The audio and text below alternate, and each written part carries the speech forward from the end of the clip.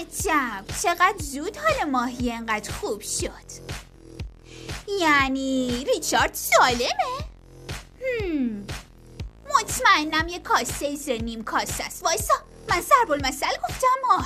از خودم ناامید شدم. چه کوچه بازاری از خودم ناامید شدم. ایست کسی جم نخوره. زنگ خطر اسباب بازی خانگی تو وجودم به صدا در اومده.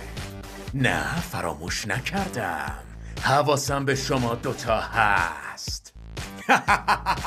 بچه ها من یه خاطرهای پنهونی پیدا کردم که میگه من خیلی شیرینم.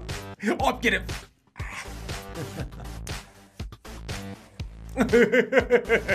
بچه ها من یه خاطرهای پنهونی پیدا کردم که میگه من خیلی شیرینم. آب کلم گرفتن دیگه بسه. کی دلش پیتزا میخواد؟ سلام. چیزه ما داریم اینجا بازی میکنیم. تیله بازی. نه تیله بازی نمی کنیم، داریم بازیای دیگه میکنیم. قایم موشک. ولی خب خیلی خیلی سخته. آره دیگه. خب بچه ها از پسش برمیان.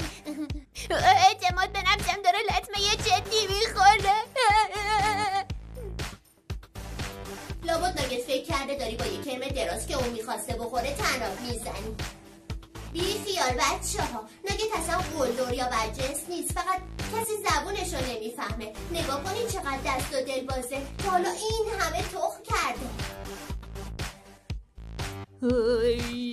بیرون داره بارون میاد، منم قیفه خالی شدم. زدم شده.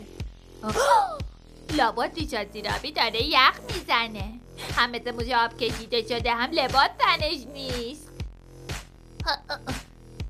این بخاری حسابی گرمش میکنه. ممنون که قبول کردی کمکم کنی ایزی. نجات دادن نسل بشر برای یه بچه کوچولو وظیفه سنگینیه، ولی دوتا بچه کوچولو با همدیگه میشن یه آدم بزرگی. دود و کلکات رو ما اثری نداره. فضایی ما کاملا آماده ایم. این کله ها نمیذاره آدم فضایی ذهن ما رو بخونه. تازه باشون شبیه پلیسای واقعی میشیم. آژرش هم انقدر خفنه که نگو.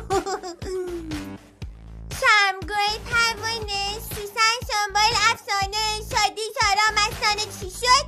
ایوا